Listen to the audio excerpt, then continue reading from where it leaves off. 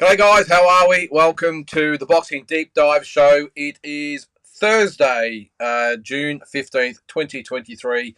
Great to have you along for episode number 69. We've already got, who we got there? D-Style Boxing. How are you, mate? Had to catch the show live now, but I listened to it on replay. Nah, all good, mate. We're normally at a little bit earlier, D-Style, and I know that this is, what time is it over there? Sometime in the morning, but I did catch your show yesterday. If you don't follow D-Style Boxing, make sure you do. One of the best YouTube shows on the net at the moment, boxing shows. All the guys on there know what they're talking about, so do yourself a favour and check out D-Style Boxing. And as I said, I checked it out yesterday about the talk with Canelo and Tim Tszyu this weekend. So a lot going on.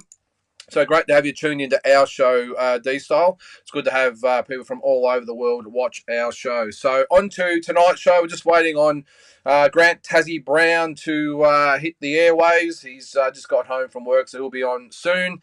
Unfortunately, we have had a late out with Mike Altamura, so the quiz for this week is going to have to wait again. I think it's the third week in a row for one reason or another. They did have lunch today together, so I don't know what happened there, but Mike got some business he needs to take care of.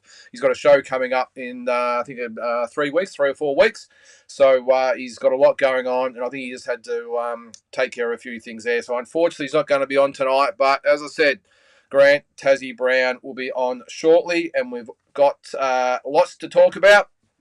What do we got there? Adam, how are you, mate?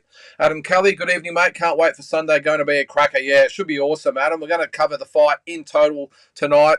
The whole card, we'll go over it and give a bit of analysis of who we think's going to win and why. Of course, we're all interested in the big one, which is obviously Tim Tszyu and Carlos Ocampo. I'm really looking forward to this one as well, Adam.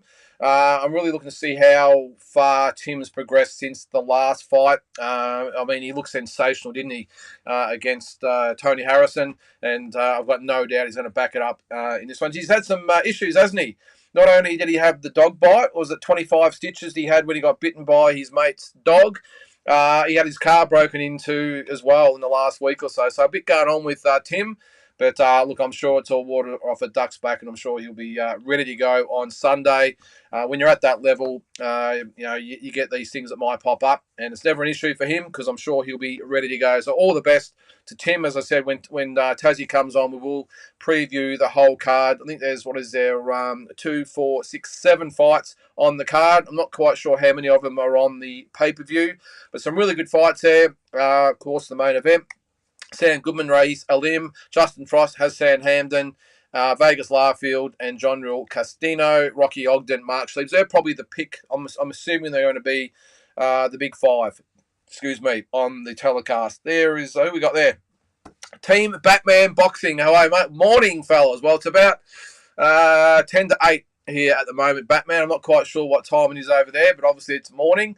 I did see you on commenting on D-Style show yesterday. And how good was the show, I've got to say. An hour and a half went really, really quick. And I don't mean to keep pumping up other people's shows because we obviously want people here. But really good watch. So, as I said, if you want to know boxing with people that know what they're doing, check that out as you do there. Batman.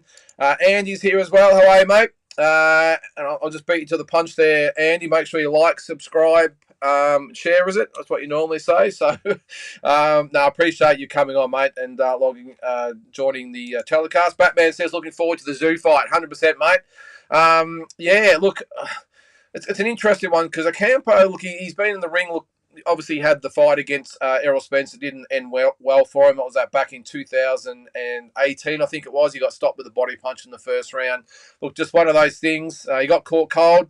Some fighters get caught cold to the chin. Others get caught cold to the body. He got caught to the body, and unfortunately, it was all over. But he has learned a bit since then. He gave Fundora a pretty good fight, I thought, and I'm sure he's come to win. One thing I will say, and I'm sure Tassie will comment on this as well, is that I was just actually before that. What's that? 10:48 a.m. says Batman Boxing. Geez, great show from D-Style and Calix as always. Yes, certainly was, mate. It's really interesting, and again, I want to get some input from Tassie. Is that Ocampo only got here was it Monday? Now the fight's on Sunday here, Australian time, Saturday night in the northern part of the world, North America, and I'm assuming the UK and everywhere else. Really. interesting. But Mike Altamura made a really good point about this. He said that most Mexican fighters like to finish their camps in the comforts of their own home or their own camp. So he probably would have finished sparring probably a week or so ago. So he probably didn't want to come to Australia and have to spar anyone. He wanted to get it all out the road and probably backed himself, backed his team, backed his preparation in into getting here and being able to acclimatise. Whether it can do that or not is another thing, but we'll see. So I'm going to bring Tassie in just a second there. But, yeah, so that's an interesting one. I'll ask Tassie in a sec when he comes on. But, yeah, very, very interesting. He got here on Sunday with a fight. Monday, less than a week before the big fight. And if anyone that's travelled from Australia to North America, it is a very, very long trip and takes you a long time to get over. Speaking of Tassie, I'm going to bring him in now. How are you, mate? Welcome to the show.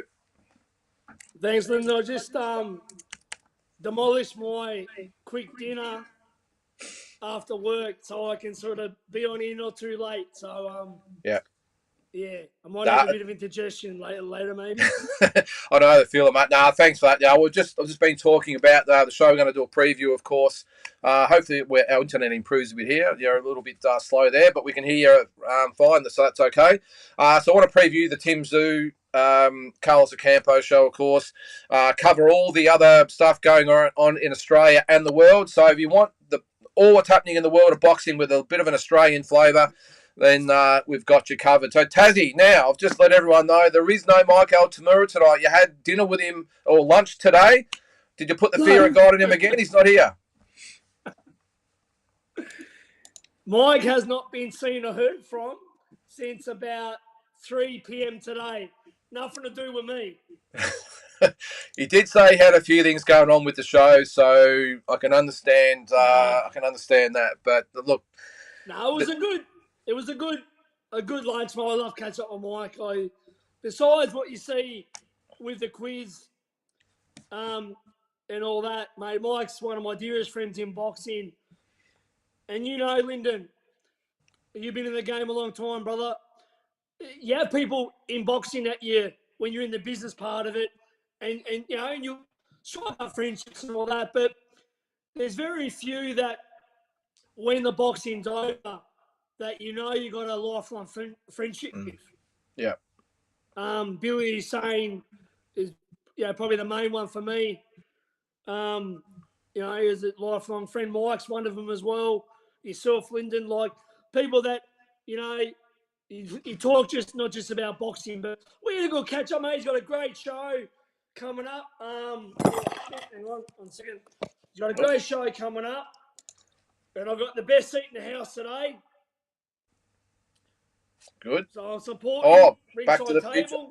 Yep. July 7th. Awesome. At the Melbourne Town Hall. Jason Malia, Jack Bowen, Tommy Fitzgerald, really good Australian talent. So get out and support it. I'm going to be plugging it as much as I can. And I'm really proud of Mike to see him go down this road. But I don't know what he done after he left me. I didn't do anything to him. I didn't put him in a hole to stop him from beating me in the quiz. I do not know where he is. I'm sorry.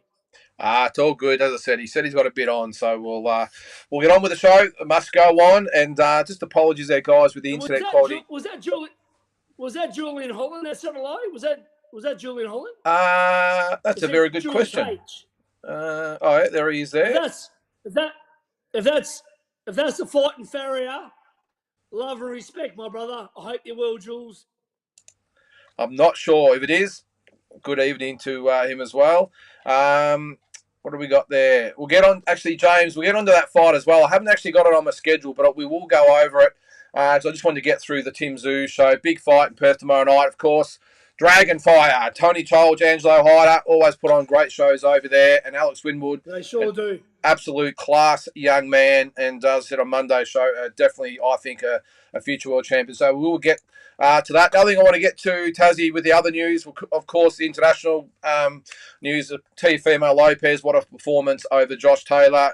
Spence Crawford has now been officially announced, or the first face-off they had together, and a few other bits and pieces as well. So, first of all, mate, let's get it before we get into the Tim Tszyu fight. I want to go over some news that only dropped today, and it is this. Jai Pataya. Now, Matus Mastanak has actually decided to forego his mandatory fight with Jai Pataya for the IBF title. He's going to go a different track. What do you make of that? Is that the guy that beat Jason Waitley? Yeah, that's him. Yep. So he's not going to fight Jai? No. So I've got a text today from Mick Francis, who's his manager, promoter. Just got here. Polish cruiserweight Matus Mastanak has sensationally withdrawn from facing IBF and Ring Magazine champion Jai Pataya. The pair were scheduled to meet, and purse bids were ordered by the IBF, only for the Poles team to withdraw from negotiations and cancel the purse bid process. So it says here they're going to go after Chris Billum-Smith, who I think is the one that just beat what was his name? Oyiki. What was his name? Lawrence Sokoli. Sorry, dude. It's earlier. So that's what's going to happen at the moment. So the IBF has ordered Opatai to face the next available contender, which is Richard Riakapour to Australia. So I'm sure Batman Boxing out there, who's from England, he'll let us know a bit about him. But that's what's coming out. But I'm not quite sure. It's only come up hand this afternoon. But just, I mean, you can't blame me for not wanting to fight Jai and take an easier route anyway, can you? That's what I was going to say. I can't blame you for going against Jai. Jai probably would just flogged him and outboxed him and schooled him anyway. So, but I hope Jai gets a fight locked in. He's a lineal champion. He's a great fighter, and let's hope they can get Jai, and Jai starts getting the hype he deserves. I mean, you know, he's legit world champion, won it with a broken jaw. So I hope Jai starts getting a bit more of that. As you know, Lynden, you can be a boxing champion, but it's different when you do a Danny Green or a Mundine and become known to every single Australian. Not many boxers can break that. Obviously, Tim's done it, and George Gambosis has done it, but not many do it. So I hope Jai starts getting what he deserves.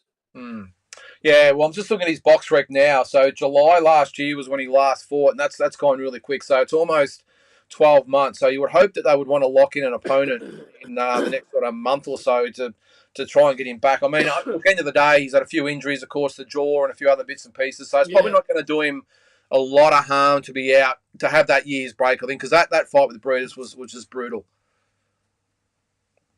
Yeah. So, no, I'm sure that, you know, the time he's used at the Hill, and he'll be ready to go once he gets a date. Yep, that for sure. So we'll keep tuned of that. And yeah, and you were the same, mate. Love to see Giant unification, but it depends on if the other guys want to fight him. It's easier said than done. I mean, I know he looked good against Breeders, but how come? Why would you just decline the fight? You're mandatory for the title. Why wouldn't you just take the fight? Although, of course, as I said, he might have another fight lined up. Batman says Richard can punch, has some serious KOs. He's already beaten Chris Billum-Smith. Okay, I do expect it to be interesting, but Jai has the skills to outbox him. Well, of course, Tassie, we're going to back Jai to outbox anyone, but yeah, maybe it'll have a silver line. Right. All right, well, let's get on to the big one for this weekend. We've got a fair bit of other stuff to go, but we'll get into this week first. It is, of course, the big one on Sunday, Australian time, June 18th, on the Gold Coast, Tim Tszyu, Carlos Ocampo. And as always, mate, they've done a pretty good job of hyping the whole show up, haven't they, No Limit? Yeah, mate, no limits. You know, they've got the tools, and they just keep getting better and better, mate. You know, they've got it all ahead of them, the TV and the marketing, and when you got a headliner like Tim Tszyu, it's not too hard to promote a show. You know what I mean? I'll give them credit; they're great at what they do, but they do have Tim Tszyu. And that say no Makes more. it easier. Tim Tszyu is the show. Tim Tszyu is the show. Tim Tszyu is the biggest name in Australian boxing. I mean, simple as that, mate. So, and it's awesome. I'm not going up for this one. I messaged Timmy. I always like to message early in the week, not late in the week as a fighter. You don't want people sort of rushing you. But after the last few trips away, Lynden, I'm done with flying, mate. So I'm going to watch it here in Melbourne. But proud of his progress over the years, ever since we caught up in Russia back in 2017. He had 6 fights and he's gone on and on and on. He's a beast. I've talked to Billy Hussein today. He's a beast. He doesn't care who he fights. He does not care, mate. He's a real old throwback fighter, and he does not care. He believes he's the best in the world, and I believe him. So I think he'll stop Campo to the body like Spence did around 6 or 7. And yeah, it'll be a great performance. I am surprised, like you mentioned, Campo did come so late, knowing the trip from America is so brutal.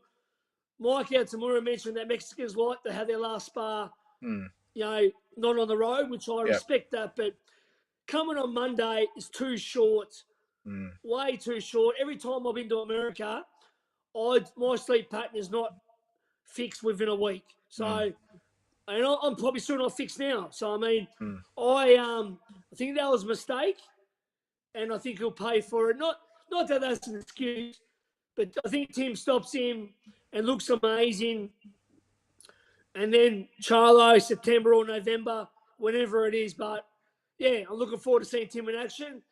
And Sammy Goodman's got a very good fight as well. Very good. So Tim Zhu, 22-0. Carlos Ocampo, 35-2, of course.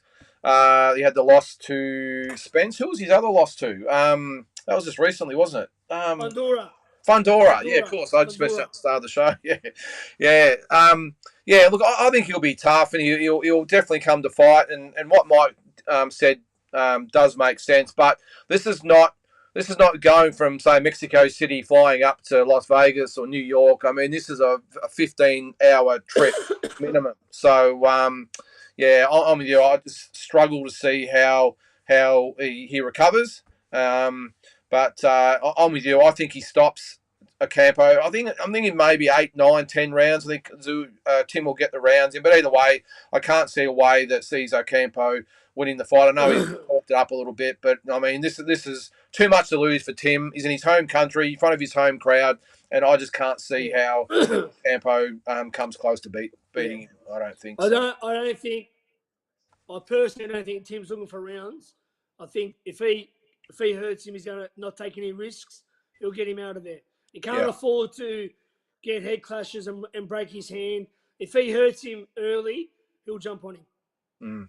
Yeah, and look, I think Tim's got a lot of respect around the world at the moment in that he's not sitting on his hands. He's not waiting for the Charlo fight. He's fought Tony Harrison, who was a dangerous... I mean, Tim made it look easy, of course, but he was a dangerous fighter. Campo, I don't think is as dangerous as what Harrison was, but still very accomplished fighter. Dangerous. He's still only lost to 2 very, very good fighters, Spence and Fundora. Yeah.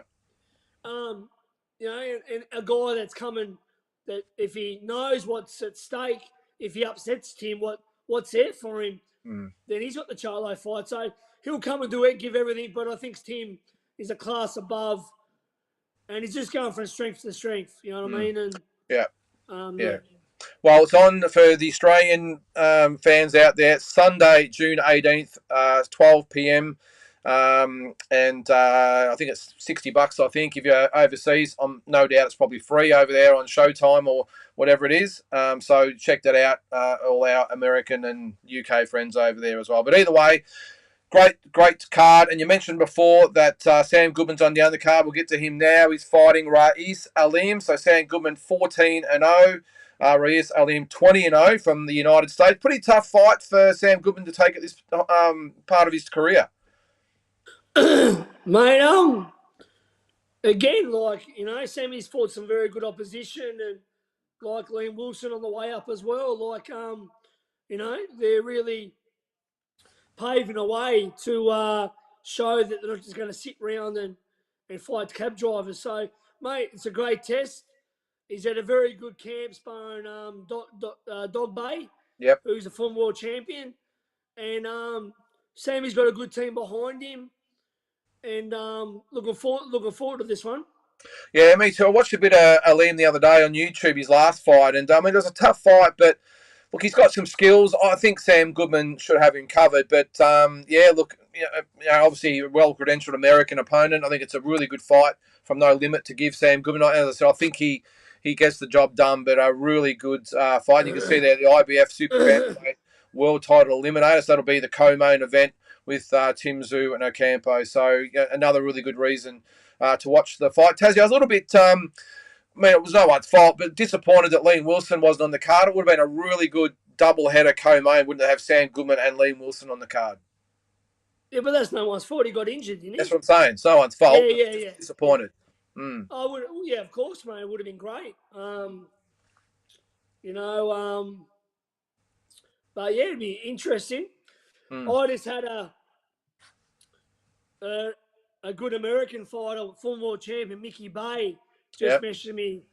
I met him just after the Haney Lomachenko fight, and he mentioned that he wants to come to Australia and look at fighting Blau Dibley and Wilson. So I'm going to try and see if I can be a bit of a guy to break those fights for him. But he contacted me just an hour ago.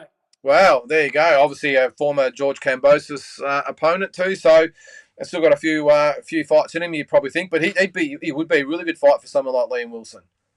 Yeah. So he only messaged me an hour ago. So I'm gonna wait till the Tim Tszyu fight's over, and I'll see if I can broker something. Yeah, that sounds good. Well, if you're unsure about the undercard, guys, watch out for this. It'll be a really good technical fight. I'm not sure there'll be big knockouts or anything like that. Both are very, very technical, but a really, really good fight. And the winner will looks like getting a shot at the IBF Super Bantamweight title. Another fight. It's not at this level, but still worth watching. It's Justin Frost and Hassan Hamdan. You'd probably know a little bit about both these guys, especially Hassan, who's with your old trainer Jeff Phoenix. This should have a few fireworks too for is it a 10-rounder for I think it's the Australian light welterweight title. Not only is he with my old coach, but he's a son of my dear friend and former teammate Nader Hamdan, who I was in Team Fennec with Nader. First I was at Johnny Lewis's with Nader, and then I'll go back to 96, I go back with Nader. One of the best people you ever meet, Nader Hamdan. Beautiful guy and great fighter. And this is his son. He's a good kid, young Huss Hamdan. He's been getting good rounds at the body punching with Yusuf Dib and Billy Hussein's boys.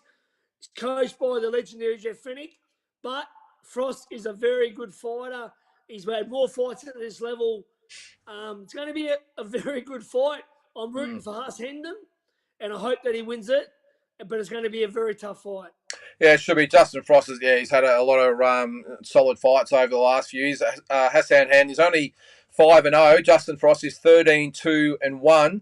He didn't really endure himself to the Queensland fans at the open workout today, mate. He had the New South Wales top on.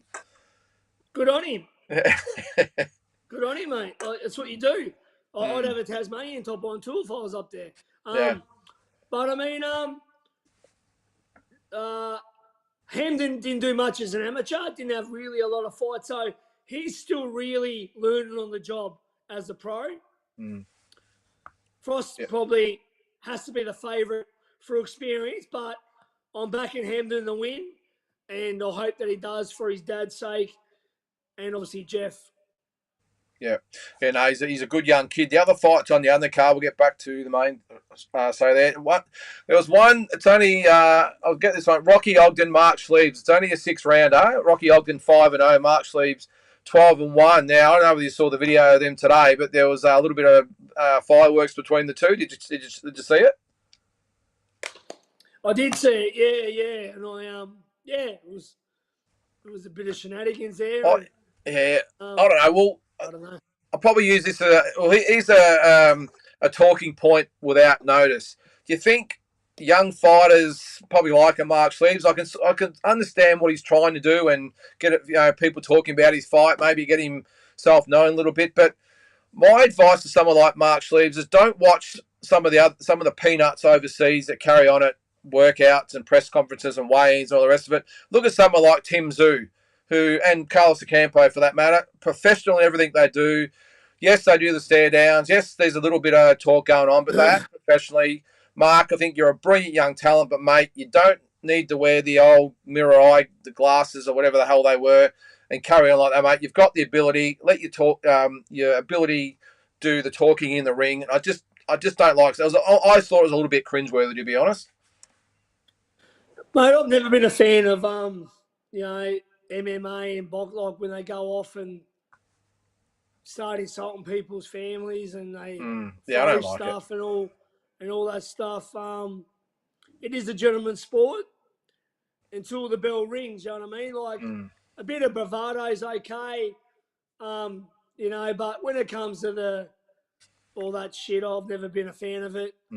I had someone try and do it to me. I think my 5th pro fight, and I just fucking told him I'll see him tomorrow night. I knocked him out in 2 rounds. I mean, all that stuff, it doesn't really mean shit. I mean, yeah, and then you got to make sure you back it up too. That's the hard part. Well, So, that's right. And but I like Sleeve. I know Sleevesy. I like him as a person. He's a good young very, very fella. good fighter. I don't know the other bloke, but I like Sheebs. He was too small to fight Brock. Should never have done it. And hasn't fought since then. But I hope he does well. I'll be rooting for him. But yeah, it wouldn't matter who it was. I'm not a fan of the whole. No, as I said, Tim Zhu, all class. The Maloney boys, all class. Yeah, you don't need to do it. Seems like there's the old playbook. It's like almost, all right, page 1, okay, we walk in, we stare them down. Okay, page number 2, we start chatting to each other. Page 3, then there's a push and a shove. You know what I mean? It just gets a bit tired, and I just get a bit over it. And I think, especially when you're fighting a 6-round prelim fight that might not even be on TV, I'm not sure why you need to do that. And as I said, I really like Mark Sleeves as a fighter. I think he's got some great ability. Rocky Ogden's a great young prospect as well. He didn't really get too involved in it. I don't know. Probably again, mate. Probably didn't a female in England throw a fish at another girl? Yeah. That was that some YouTube thing or whatever the hell it was? I don't know. Yeah. Oh yeah, against what's her name? Your mate, little Belsy. Little Belsy. Yeah. I don't know. She's got about 10 different names, hasn't she? But her current one is little Belsy. So they threw a fish at her. Well, as I said, mate, I don't like seeing it. And the thing is, I know I was just saying before you come on, D-Style Boxing on here. I was watching his show yesterday, and they were actually talking about, when they do the face-off and who looks away first. Can you read anything? I just said, look, true, like elite fighters at this level don't need to win face-offs. It's not who looks away first. They've got complete, like, if Tim Zhu looks away first from a campo, does that make him any less likely to win? Some guys like him have all anyone that thinks any of that stuff means anything, you know nothing about fucking boxing and you're a peanut. Okay? To put it mildly, it doesn't mean shit. Until the bell goes and you're punching on, it does not mean nothing at all. Let me tell you, the great Oscar De La Hoya, his first probably, 15, 20 pro fights, he looked up at the sky when they were touching gloves. He done it looking up at his mum up in heaven, but he wouldn't look at his opponent to touch gloves. Now, do people think when you touch gloves, you got to come out and snarl and all that shit? The great De La Hoya, always looked up at the sky. Some fighters look down. It doesn't mean nothing to yourself throwing punches. But if you haven't fought, you wouldn't understand that, which is why I say don't talk about boxing unless you had some fucking fights. Yeah, I tend to agree. I mean, too many nerds. Yep. Too many nerds, and I hope I don't insult anyone on here. Too many nerds in Australian boxing. When I talk about nerds are the people that got picked on in high school. Kids that can't fight. Nerds. I remember. If you think I'm insulting you, if you're taking it personally, then you're a nerd. If you haven't fought, don't talk boxing. I remember I used to just look at their feet. It just didn't make any difference to me whatsoever. Fucking nerds. So anyway, that's especially Melbourne, a lot of nerds. All right, so the other fights on the card, I'm actually looking forward to this one. Vegas Larfield 8-0 against Strundle Castino 13-2. Good test for Vegas Larfield. Really good young prospect. Yeah, mate, Vegas is a good kid. I know his dad. Got a good team, good sponsorship. I expect good things from him. The other fights on the card, we've got Hazley Heppy 6-1-1 against Troy Pilcher, who's 5-0-1. That's over 8 rounds. And Liam Taliva 4-0 against Isaac Licky, making his debut over 4 rounds. So yeah, look, I'm not going to lie, Taz. I don't reckon this is the level of some of the previous cards, but still, we're only there to watch Tim Zoo, so I suppose that's all that matters. Never was the last one, Lynden, in Melbourne. Nah, well, the Parker fight, yeah, exactly. It was not being hypocritical. They do an awesome job, but they haven't been flashy undercards at all. No. Well, you go back to not like the one in Sydney with Tim and Harrison. That was awesome undercard. Mm. And let me just say, I'm a bit disappointed no one's given Isaac Hardman a chance. He wants to fight, and like the guy is a entertainment machine. He's so personable when he can fight. I want to see Isaac Hardman fighting. I don't know why they're not putting a bit of effort into him. And I mean, he went up a division and lost a close decision to Murdoch. At middleweight, he'll beat most people. Yeah, no, I agree. And look, he's. I don't know what the big thing about Isaac is. He just really struggles to get opponents, and he had to go up to super middleweight to get a fight last time, which is just not his division. 168. I mean, 160 is his division. I can't believe there's no one out there that'll fight him. And you're right, No Limit wouldn't have made really more of an effort to get him on here. But who knows what goes on behind closed doors. But so just to recap, guys. So this weekend, Sunday, 18th of June, check it out on Main Event or KO. It's $60. Starts at 12 o'clock. Make sure you get it to support. I know, as we've said, we're not trying to rubbish the card.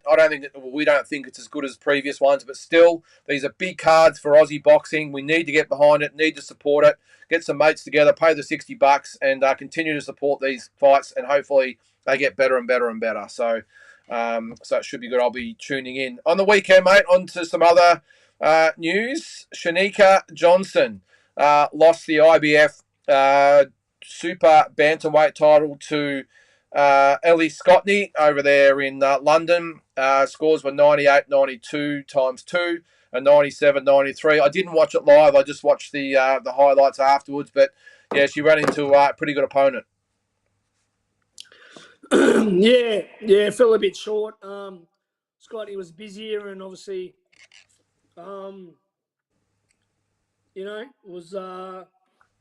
had some good moments, but yeah, not enough to retain the title. I didn't really see the urgency there from the corner either. Like, they must have known she was down. Yeah. She needed a knockout. So, I mean, the last 2 rounds, really, she should have been really pressing because they must have known she was down going into the last couple of rounds. Yeah, no, she was definitely down. I think one thing, I don't know much about trainer Glenn Azar or something his name is, I don't know, but one thing that sort of got my attention during the rounds, he said to her, "You've got to be faster." And I'm thinking, well, that's great advice. How do you make someone faster in between rounds? You're either fast or not fast. And to say be faster, that's like saying to someone in a 100-metre sprint, hey, you're behind Usain Bolt, run faster. I mean, you're either fast or you're not. So I didn't really get that. And that was probably the only advice sort of coming out of the corner was that. And I just thought she was getting beaten by the plan she was having. She was really pretty much on the back foot. She needed to do something a little bit different, but I just didn't see anything coming from the corner. So I don't know. I didn't hear it, of course. That one particularly. I think she needed to really go for broke there in the last, in the later rounds, mate. But, but Scotty's a pretty good talent. Obviously fighting on the big stage over there in England. And, I'm sure her name will be in the mix still for fights down the track, Well, she obviously the pre-fight weighing was a little bit more eventful than the actual fight itself. I had to do a double take, to be honest. I thought, is that paint on her on the top? Was it paint? It was paint. Yeah, it was body paint. So, I don't know, man. I mean, women boxers want respect, but then a lot of them try and push their sexuality, like Ebony Bridges and that, onto people. So if you want women boxers to be respected, they should be fighting 3-minute rounds or 2 minutes, and most of them want to do that, and they shouldn't be fucking looking like they're at a strip club at the weigh-in, because I mean, if you want respect, do it as a fighter. Don't do the sexual thing like Ebony Bridges and that. Like, I know it works because guys are fuckwits. That's why there's only fans. They pay for shit. Any guy that pays for a woman is a dickhead. And I think that, like, don't push the sexuality thing. Just do it on your merit. So they want, if women want respect and they say they're on the equal as men and they can do what we do and all this shit, then don't push the sexuality, because we're not getting out with our dicks out at the fucking weigh-in, are we? So I don't like the whole lingerie fucking tits out at fucking weigh-ins, mate. Like, it's still a family sport. I think, as I said, if they want respect, be respectful. Don't go pushing the sexuality. Yeah. Because most men are idiots and they pay for fucking. That's why there's brothels. You know what I mean? So I just thought in this instance that it just was a little bit awkward, because I know Shanika, I used to promote some of her fights, and she's not that type. She's not an Ebony Bridges. Ebony Bridges loves the attention. She'll. No, Nick is a not. Every time I spoke to her, really nice to talk to, very personable. That just didn't sit right. I didn't think it was her either. So I mean, so anyway, she obviously got paid for it, but I mean, sometimes it's not worth selling your soul. And another thing too, this isn't just her. This is everyone else in Australia. I'm sick of people. If Australia claimed you as a world champion, so if you're in Australia and they say how many Australian world champions we've got, and they say, okay, we've got Jai Patea, we've got Jason Maloney, or Tim Tszyu with an interim, we've got Ebony Bridges, we've got Sugar Neeks. Jason Maloney. Then I said Jason Maloney. Oh, sorry. Then you're an Australian. I'm sick of not seeing the Australian flag at the fights. I don't give a fuck. People, why? Like, you can still have your heritage, but if you're in Australia, you're living the Australian, you're probably, like, I'm sick of not seeing the Australian flag. Like, Jason Maloney was draped in the Australian flag. Like, George Cambosis does it. Mine. The Tongans, Samoans, the Kiwis, all these people, if you live here and you're rated as an Australian, still have your country's flag of birth, understand that. Have the Aussie flag. The only people I say doesn't have the Aussie flag is our Indigenous Aboriginals, because they've got an issue, and that's their fair statement. That's a fair thing. But if you're an import living in Australia claiming to be an Aussie, this is for everyone. It's my pet fucking hate. Costa Tszyu never wore a Russian flag. Nadal Hussein and Hussein are both Lebanese, born in Australia. And Billy Dibb never wore a Lebanese flag. So if you're going to honour your country of your mum and dad or whatever, have the Aussie flag there too, or don't be under the Australian banner. I'm fucking sick of it, Lynden. This goes to everyone. Yeah, no, Show I hear the you. Australian flag. Otherwise, why the fuck are we claiming you for? That goes to everyone. Yeah, I think that Justice Hoodie, he comes out or fucking not even know where he's from, but I mean, like, it's a fucking joke, mate. I'm sick of it. Yeah. If you're going to be recognised as an Australian and you live here, make sure you got the fucking flag nearby. Yeah, it's not that hard to have both flags. To have the Aussie flag there as well. Now, on the weekend, the haka was good. There's an entrance, all that sort of stuff. But I'm with you. Where's the Aussie flag? I know that was the Maori flag, and that's great. It's probably a bit like the Aboriginal flag. That's great, but have the Aussie flag somewhere. Same as I've seen, like, even with like Huni, and I think even much. And I love Joe and I love his family. I'm not like so much, but mate, you've got to have the Aussie flag there too. I mean, otherwise, what are we? Just a country that brings everyone in here, and like, then we don't get respected. I'm a proud fucking Australian, mate. And if you don't like it, get the fuck out of my country. Yeah. I hear you. Well, let's move on to some international news now. See there, Teofimo Lopez is the new WBO is it junior welterweight, super lightweight? We'll call it the 140-pound champion with a unanimous decision over Josh Taylor, and both now 19-1 with 13 KOs, which is surprising. Exactly the same record. But what an absolute masterclass from Teofimo Lopez. Well, I picked him, Lynden. So did I. Yep. I was on Instagram and I picked him. The girl was saying my brother went for Taylor, went for Teo. I just thought before he lost to George, Teo was probably top 5 pound for pound. His knockouts on the way up on Heisman night, get rid of Comey for his first title, beating Lomachenko in great fashion. The most probably gifted athletic fighter in the world. He obviously got beat by George, and the last two fights,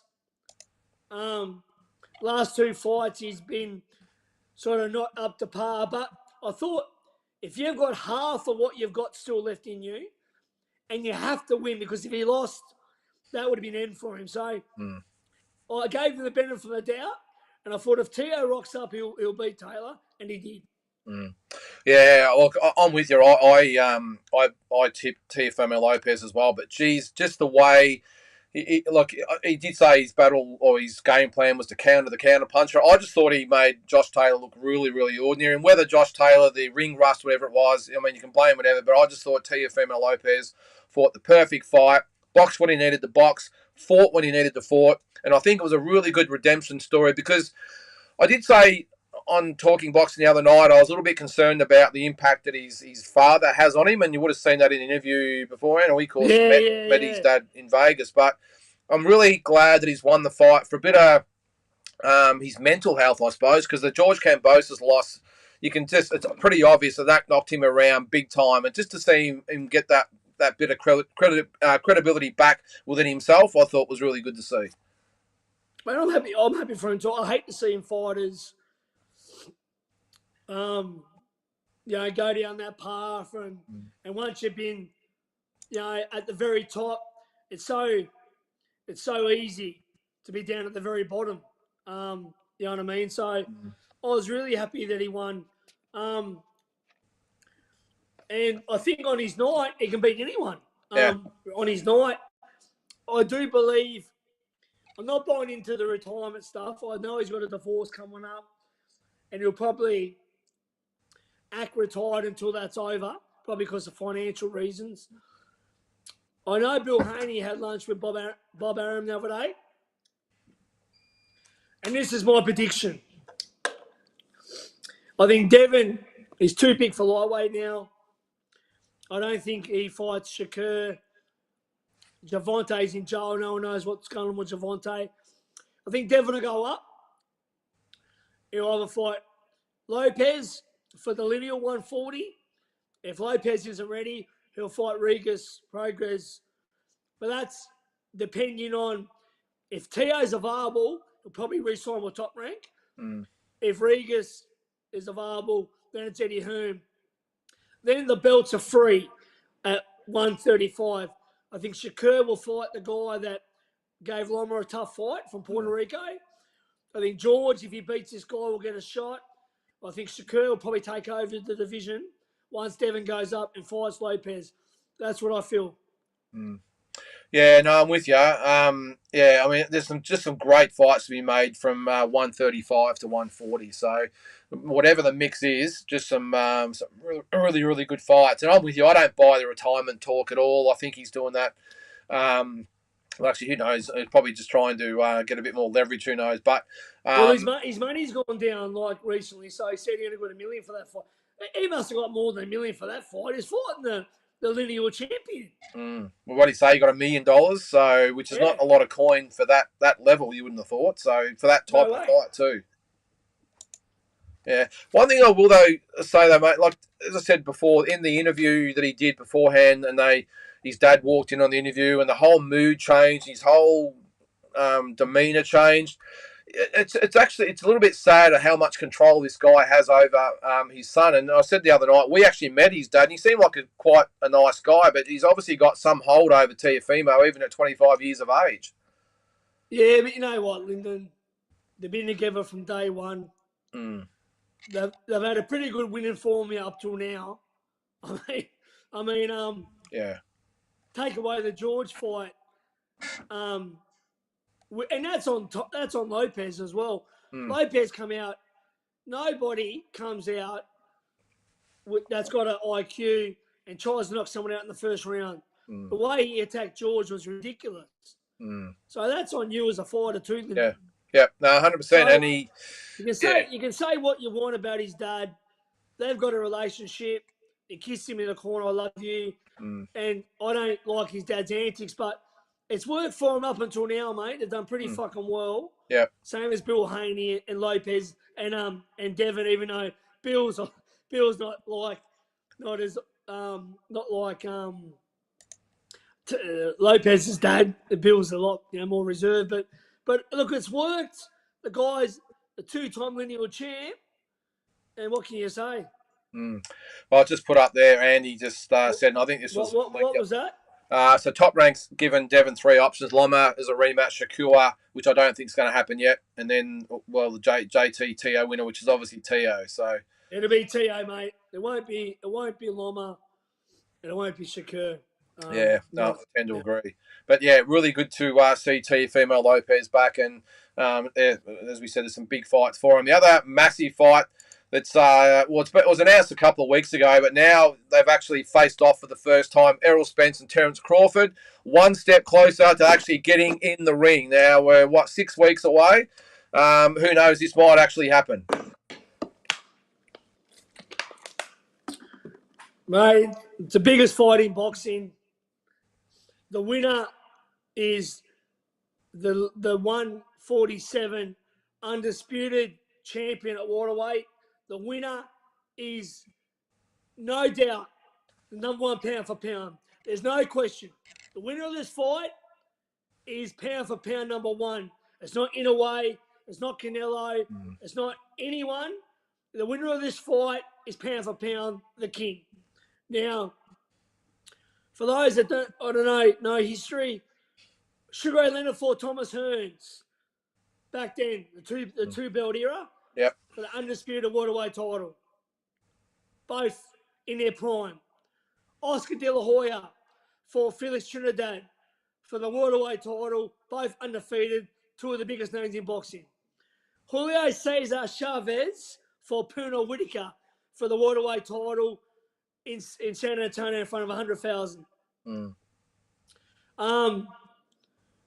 Don't talk about Pacquiao Mayweather because that was way past their prime. De La Hoya These guys Trinidad. in their prime. Huh? De La Hoya Trinidad. Did you say that? I said that second. Yep. Sorry. I'm looking at the comments here. Mate, this is by far the biggest fight. It's probably the biggest fight at waterweight since Trinidad De La Hoya. Yep. I mean, you're talking about two cream of the cream fighters. The other one, you didn't mention, sorry to cut you off, was Donald Curry, Milton McCrory. That was the other big one as well back in the day. Yeah, it was big. Probably not as big, though, for the people on the outside of that boxing. That's a real boxing, man. It was huge, but probably, I went with it. Yeah, but no, it was a great fight. Obviously, Crawford's a 3-division champion, undisputed at 135. Spence has got 3 belts and was Olympian. This is it, mate. This is everything. Can't wait to see it. It's going to be unbelievable. It should be, mate. I'm really looking forward to it as well. And so July 29, T-Mobile Arena in Las Vegas. It should be great. And I know they've had 2 face-offs now. So again, each day we're getting closer, and who knows, we might actually get the fight we've all been what we've been after. So it should be a ripper. I've got a question here from Andy. There's also option of Dev. This is Devon returning to the zone and facing Prograis 2. That's what I said. On Paro. Now, speaking of that, we'll put that fight up now. That's this weekend. Prograis and Zarilla. I don't really know much about Zarilla. I will say I would expect Prograis to win that. But is there an option? And Liam Paro, as far as I know, there's no news on him. I was told he was out for about 6 weeks before they make any call on him whatsoever. So it's a fair old time. I did mention during my little speech there about the other option was Riguez with Matra and Design. So So that's the other option. Yeah, and on Paro, and as far as we know, it's he's out for 6 weeks, as I said before they make a call, which is really unusual. The amount of injuries that are out there at the moment. Him and Hooney, everyone's getting injured. Yeah.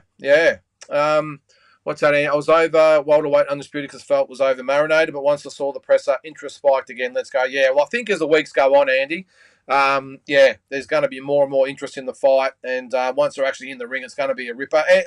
Tassie, 6 weeks out, who have you got winning that fight with Spence and Crawford?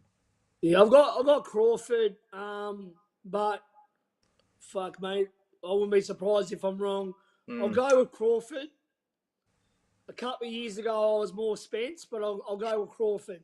But it's going to be a great fight.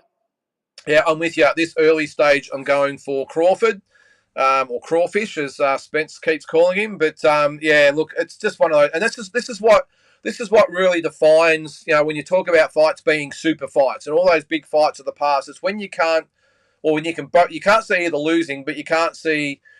You can't decide one over the other. That is the true definition of a super fight. And in this one, I just can't see either one losing, but I can't. This is it's the biggest fight out there. It has been for years. Don't talk about Fury and fucking Usyk. Don't talk about Joshua Wilder. In the future, Shakur versus Devin, or Shakur versus Tank, or Tank versus Devin down the track. But at the moment in boxing, this is it. If you can't get up for this fight, you're not a boxing fan. This is the biggest fight out there in boxing. Yeah, it is. And I think once they're actually in the ring swapping punches, we'll all realise why we've been waiting for this fight for so long. And I'm with you. The skill level is amazing with these guys. The skill level, they're both unbelievable what they do. Yeah, and the only one I can compare is probably Haney Lomachenko. You were there, ringside, I will say. Us plebs up the back there. I was ringside. I was sitting next to someone too, Lynden. I know. Who was that again? Oscar someone.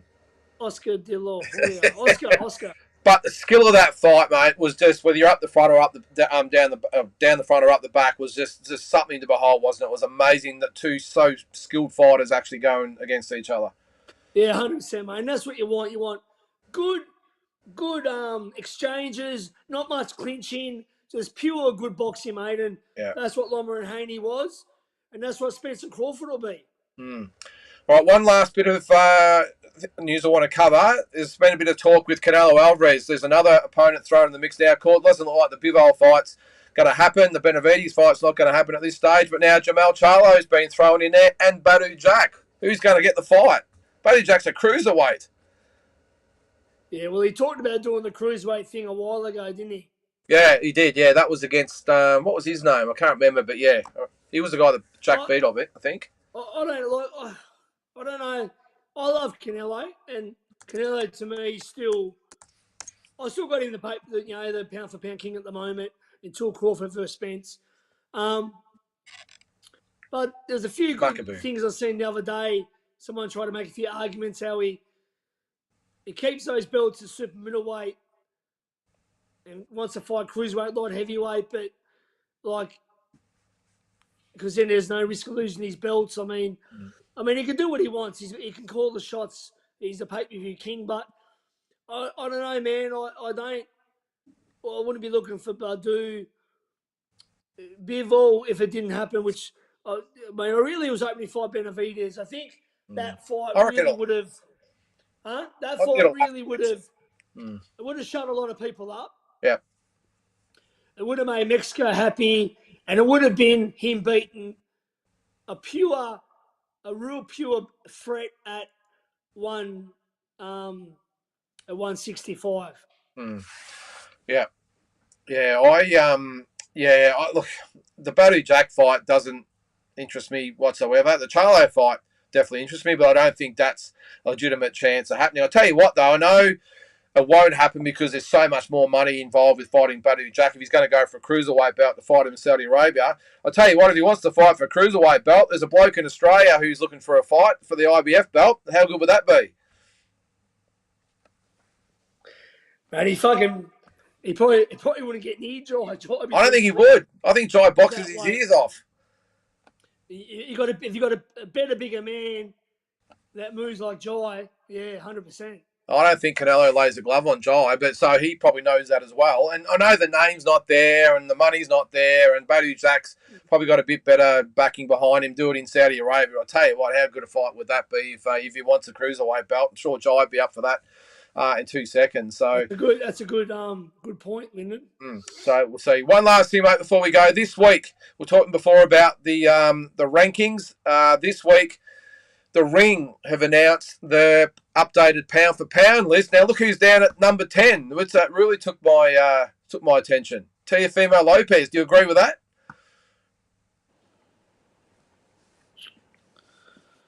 Well, let's run through them first before you comment, because everyone listening on Spotify after this will obviously can't see it. We've got Alexander Usyk number 1, Naya Inoue number 2, Terence Crawford number 3, Errol Spence number 4, Canelo Alvarez number 5, Dimitri Bivol number 6, Devin Haney at number 7, Javonte Davis number 8, Vasily Lomachenko number 9, and Teofimo Lopez number 10. The first question I got is, where is Tyson Fury? Surely Tyson Fury deserves to be in there if Usyk's number 1. Tyson Fury and Shakur Stevenson belongs in there. Yeah, Shakur Stevenson. I'm going to read out my list. I got mine as well, but you go ahead. I've got Canelo still number 1. Canelo, okay. I've still got him. He's the face of boxing. Yep. He's still got all the belts of super middleweight. I've got Canelo number 1, Crawford number 2, Inoue number 3, Usyk number 4, Spence 5, Bivol 6, Haney, Bivol 6, Fury 7, Haney 8, Tank, Shakur Stevenson 9, and Tank Davis 10. No T.O., no Loma. Yeah, I can't believe you wouldn't have Tyson Fury in there, and especially Teofimo. Hey, great win by Teofimo Lopez. How's Loma still in the mix? Yeah. I mean, whether you thought he won, he didn't. He did or he didn't. He didn't win. So, I must admit, as I said, first of all, was not having Fury in there. Loma got beat by Lopez. And Haney. Come back and won 3 fights, 2 in good fashion, 1 in average fashion, and then doesn't matter what your opinion on the fight. On the record books, he got beat by Haney. Yeah. And Tank, brother, Tank beat Ryan Garcia, who hasn't won a world title yet. Tank hasn't really beaten anyone, bro. No, he hasn't. Well, I'm going to put up. Tank hasn't beaten a lineal champion yet. Not he's yet. A gun, and he's one of the face of boxing. But if you try breaking down statistics, like you got to look at Canelo. Was a 3 division champ or 4 division, and he's unified the whole division. Crawford is a 3 division unified. I mean, yeah, man. I don't think Lomachenko and Lopez definitely not. And there's an argument for Tank. Yeah, I'm not quite sure what criteria they use. This is my list. I did this actually last week, so I had actually Inoue at number 1. I had Fury number 2. Alexander Usyk number 3, Crawford 4, Spence 5, Canelo 6, Haney 7, Bivol 8. I did have Davis in there at 9, but I had Shakur Stevenson at number 10. So there's probably a few you could probably throw in there. But as I said, that's how much I know. I've got Tyson Fury number 2, and the Ring don't even have him in the top 10. You've got to have him somewhere in the top 10, don't you? I'm going to tell you, mate. I'm going to tell you. One day you're going to be seeing Shakur Stevenson up at that number 1 spot. Yeah, I wouldn't argue with that. I wouldn't argue. No. So what do you reckon of my list there? I mean, they're pretty much apart from Javonte Davis. Yeah. I'm not sure who you had in there, but yeah, definitely an argument for Inoue, 100%. Yeah.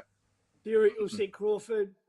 No, I like your list. Yeah, I don't know what criteria the Ring uses. Probably better than the box rec, but anyway, that's with Canelo. Because he went up and fought the lineal champ at light heavy, and got beat on points. Went back down. He unified the division. He still got all the belts. Plus, he is the face of boxing. That's why I give him the benefit of the doubt. Yeah. But, yeah. All right, we'll quickly do the Australian top 10. See what you reckon of this one. So I've got Tim Zell at number 1, Jai Pattaya at number 2, Jason Maloney at 3, George Kambosos 4, Andrew Maloney at 5, Liam Paro 6, Michael Zarafa 7, Liam Wilson 8, Justice Honey 9, Sam Goodman. Now, a lot of at number 10. A lot of people said about Andrew Maloney, but the other 5 below him haven't done anything at all to take that spot from him, even though it was a devastating loss. Those other fighters haven't done anything, I don't think, to go above him. What do you reckon? Any changes you'd make to that one? I wouldn't have. I'd keep your first 5 100%. Yeah. And then it's just a pick 'em after that. Yeah. I wouldn't have Honey. Honey's done nothing to deserve to be in there yet. Yeah. Who would you have in front of him? Would have Goodman in front of him. Other people that's not in your top 10. Yeah, you probably have a Rowan Murdoch in there. If Mike was here, I'm sure we'd be making a case for him. Matteo Tapia. Not active enough, Tapia. Yeah. And Rowan, okay, got one good win recently. No, not enough. Mate, look, if I'd have to think about it, who I'd have to replace Honey with, apart from the rest of them, Zarafa and Paro world rank, Liam Wilson world rank, Sam Goodman's up there. But your top 5 is a no-brainer. What do you reckon of the order, though, Tassie? The first 4, the order of them: Tim, Jai, Jason, George. Would you swap a few of them? Because Tim Zoo's the only. Just the fact that you're the actual champion, compared to an interim champion, has an effect, or is Tim Zoo just the best fighter out of all of them? Oh, mate, look. I mean, Jai beat, lineal champion in his hometown. Great effort. Tim is the real deal. Plus, he's the face of boxing. Mate, look, you can either have him 1 or 2. You shouldn't really complain either or. Yeah. But I'm happy with that list. Jason Maloney's definitely got to be there. To be. And George is still in the mix. So it's a pretty good top 4, isn't it?